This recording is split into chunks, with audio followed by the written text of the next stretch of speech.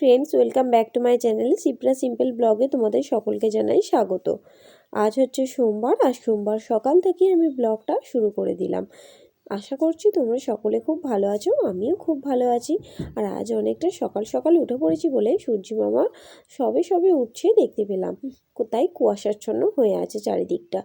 আর সকাল সকাল উঠেই এরকম সূর্য মামাকে দেখতে আমার ছাদে উঠে খুব ভালো লাগে। আর সকাল সকাল প্রকৃতির এই সুন্দর দৃশ্যটা দেখতেও আমার খুব ভালো লাগে। আর এখন আমি রান্নাঘরে চলে এসেছি মেয়ের সকালের একটু খাবারটা করে নিতে। জল গরম করে নিয়েছি আর ওর জন্য একটু কমপ্ল্যান গুলে নিয়ে তাতে 4-5টা বিস্কুট ভেঙে দিয়ে এরকম করে দুধ বিস্কুট করে দিলাম। ও সকালে ওটা খেয়ে মুখটুক ধুয়ে গরম জলে মুখটুক ওকে ধুয়ে দিচ্ছি। মুখটুক ধুয়ে ওটা খেয়ে ও স্কুলে যাবে। আজকে থেকে ওর স্কুল শুরু হলো। ও তো প্রি নার্সারি ছিল, এবারে লোয়ারে উঠলো, তো আজকে থেকে ওর স্কুলটা শুরু হলো। তো ওকে রেডি করে দিয়েছি, ওর বাবা স্কুলে নিয়ে যাচ্ছে, আমাকে দেখতেই পাচ্ছ ও টাটা করছে। তারপরে আমি চলে এলাম আবার ঘরেতে। এসে সকালে আমাদের যে টিফিনটা হবে সেটার জন্য প্রস্তুতি নিচ্ছিলাম। চাল ডাল বেটে রেখেছিল আগেই বাবা মিক্সিতে। আমি তাতে একটু ময়দা দিয়ে সরু-চাকলি বানাতে হবে, তার জন্য একটু ময়দা দিয়েছি আর একটু লবণ দিয়েছি, দিয়ে পরিমাণ মতো জল দিয়ে একটু ব্যাটার করে নিয়েছি। আর দেখো সরু-চাকলি বানাতে শুরু করে দিয়েছি। তোমরা হয়তো যারা আমার ব্লগ দেখো তারা হয়তো ভাববে যে আমাদের তো প্রায় দিনই হয় এরকম সরু-চাকলির ব্লগেই আমি দিই। হ্যাঁ, ঠিকই ধরেছো তোমরা। আমাদের বাড়িতে শীতকাল পড়লে প্রায় দিনই বলতে পারো 1-2 দিন ছাড়াই এরকম সরু-চাকলি হয়। আর আমাদের বাড়িতে সবাই এটা খেতে খুব ভালোবাসে, তাই এই চাল ডাল বেটে, চাল আর বিমলির ডাল বেটে এই সরু-চাকলিটা করা হয়।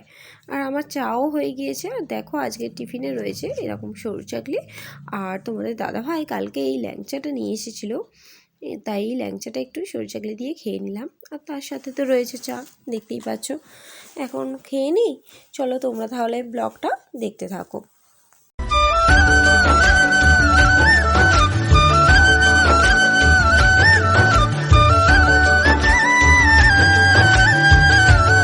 আর এখন আমি কড়াই শাক নিয়ে বসে পড়েছি কাটতে। আমার এখন টিফিন খাওয়া হয়ে গিয়েছে। আর বাবা বাজার থেকে কড়াই শাক কিনে নিয়ে এসেছিল। আর শীতকালে এরকম কড়াই শাক ভাজা খেতে কার কার ভালো লাগে তোমরা কিন্তু আমাকে কমেন্ট করে জানিও। আমাদের বাড়িতে তো প্রায় হয় এরকম, শীতকাল পড়লেই কড়াই শাক, আর শীতকালেই দেখা যায় এই কড়াই শাকটা পাওয়া যায়। সেই জন্য কড়াই শাকটা কেটে নিলাম। আর খুব ছোট ছোট করে কাটতে হয়। আর কাটতে কাটতে দেখলাম মামামও স্কুল থেকে চলে এসেছে, ওর বাবা ওকে স্কুল থেকে আনতে গিয়েছিল। আর দেখো আমার সব কাটা হয়ে গিয়েছে। কড়াই শাক অনেকগুলোই ছিল, কিন্তু এরকম ঝিরি করে একদম ছোট্ট ছোট করে কাটতে হয়। আমি এই কড়াই শাক কাটাটা আমার ঠাকুমার থেকে শিখেছি। আমার ঠাকুমা খুব সুন্দর কড়াই শাক কাটে। আর এখন আমি ঘরটা একটু মুছে নিচ্ছি। আর এখন আমার স্নান করা হয়ে গিয়েছে, ঠাকুর ঘরে চলে এসেছি। আর দেখতেই পাচ্ছ আমি এখন গোপু সোনাকে সোয়েটার পরিয়ে দিচ্ছি। আসলে ওর যে পুরনো সোয়েটারগুলো পরানো ছিল সেগুলো একটু ময়লা হয়ে গিয়েছে, তাই ভাবলাম ওই সোয়েটারগুলোকে খুলে দিয়ে নতুন সোয়েটার পরিয়ে দিই। কালকেই হাট থেকে ওর জন্য এই সোয়েটারগুলো কিনে নিয়ে এসেছিলাম। আমার মাম্মা নিজে পছন্দ করে নিয়ে এসেছে। ও তো গোপু সোনাকে খুব ভালোবাসে, তার জন্য ও বলল মামাম এই সোয়েটারগুলো গোপু সোনার জন্য নিয়ে চলো। আর আমারও খুব ইচ্ছা হলো আমার গোপু সোনাকে নতুন সোয়েটার পরাতে হবে, তাই নিয়েই ফেলি বলে ওই জন্য নিয়ে নিলাম। কেমন লাগছে আমার গোপু সোনাকে দেখতে নতুন সোয়েটার পরে তোমরা কিন্তু কমেন্ট করে জানাতে ভুলো না বন্ধুরা।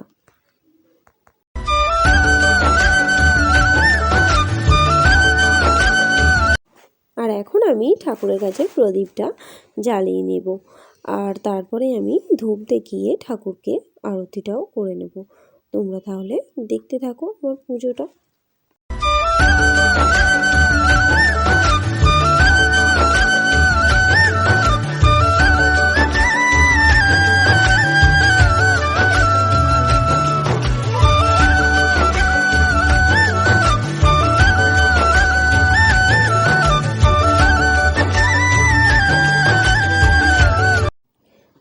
রোজকার দিনের মতো আজকেও আমি এইভাবে আমার পুজোটাকে সম্পূর্ণ করে নিলাম। আর এখন দুপুর হয়ে গিয়েছে আর আমাদের খাবার টাইমও হয়ে গিয়েছে, তাই সবারই ভাতগুলো আমি বেড়ে ফেললাম। আর আজকের খাবারে ছিল কড়াই শাক ভাজা, যেটা আমি কাটছিলাম তখন তো তোমরা দেখলেই, আর ছিল বেগুন ভাজা, আর ছিল আমুদি মাছ দিয়ে কপির ডাঁটি দিয়ে একটা চচ্চড়ি, আর ছিল এরকম টমেটোর চাটনি। বন্ধুরা এখন বিকাল হয়ে গিয়েছে, তাই আমি আর মাম্মাম চলে এলাম তোমার দাদা ভাইদের স্কুলেতে, কারণ এখানে আজ হচ্ছে খাদ্য মেলার একটা উৎসব। আর দেখতে পাচ্ছ ওখানে শিক্ষক শিক্ষিকারা মাঝখানে বসে আছে টেবিল চেয়ার নিয়ে। ওখানে ওরা টোকেনের ব্যবস্থা করেছে, 10 টাকা করে টোকেন করেছে। ওখান থেকে আগে টোকেন নিতে হবে, তারপরে এইসব স্টলে গিয়ে খাবার পাওয়া যাবে। চলো তাহলে কি স্টল দিয়েছে, আর ছাত্রছাত্রীরা কিন্তু এইসব স্টলগুলো দিয়েছে, বিভিন্ন রকমের খাবারের স্টল দিয়েছে। চলো তাহলে দেখা যাক। আর দেখো আমরা প্রথমেই চলে এসেছি এই চিকেন পকোড়া স্টলটাতে। দেখতেই পাচ্ছ প্লেটে রয়েছে চিকেন পকোড়া, আর তার সাথে টমেটো সস আর চিলি সস। আর তার পাশেই রয়েছে পাটিসাপটা আর দুধ পুলির স্টল। এই স্টলটাতে দেখতেই পেলে দুধ পুলি বাটিতে তুলছে। আর এখানে দিয়েছে দেখো ভেজ পকোড়া স্টল। দেখতেই পাচ্ছ বাটিতে ভেজ পকোড়া তুলছে, আর লোকজন দাঁড়িয়েও আছে নেবার জন্য। আর দেখো এখানে দিয়েছে চিকেন পকেটের স্টল। তোমরা নিশ্চয়ই ছবি দেখে বুঝতেই পারছো এটা হচ্ছে চিকেন পকেটের স্টল। আর এখানে দিয়েছে রসবড়া স্টল, বাট রসবড়া সব শেষ হয়ে গিয়েছে, দেখতেই পাচ্ছ তোমরা। আর এখানে দিয়েছে এরকম টক ফুচকা, আলু কাবলি, দই ফুচকা, এইসবের স্টল, অনেক কিছুই আছে, লেখাই রয়েছে দেখতে পেলে। তার পাশে দিয়েছে চিকেন বলের স্টল। দেখতেই পাচ্ছ একটা স্টুডেন্ট এরকম প্লেটে চিকেন বলটা তুলছে। আর তার পাশে দিয়েছে আবারও ফুচকা স্টল। আর তার পাশে রয়েছে ইডলি স্টল। দেখতেই পাচ্ছ কলা পাতায় রাখা আছে ইডলি। আর তারই পাশে রয়েছে এরকম ডিম সেদ্ধ আর ঘুগনি স্টল। ঘুগনিও আছে, তার সাথে ডিম সিদ্ধও আছে। তারই পাশে বাচ্চা ছেলেমেয়েরা, মানে বাচ্চা স্টুডেন্টরা দিয়েছে আলু কাবলি স্টল।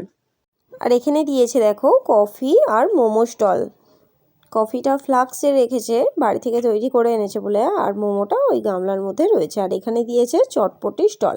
দেখতেই পাচ্ছ তেঁতুলের টক দিয়ে ভালো করে ওরা চটপটি কিন্তু মাখছে। আর আমরা মেলাতে গিয়ে শুধুমাত্র আলু কাবলিই খেয়েছিলাম, তাই আর সেটা আর শেয়ার করলাম না। এরকম বাড়িতে চিকেন পকেট আর পাটিসাপটা নিয়ে চলে এসেছি। ব্লগটা ভালো লাগলে লাইক করে দিও। আজকের মতো টাটা, সবাই ভালো থেকো।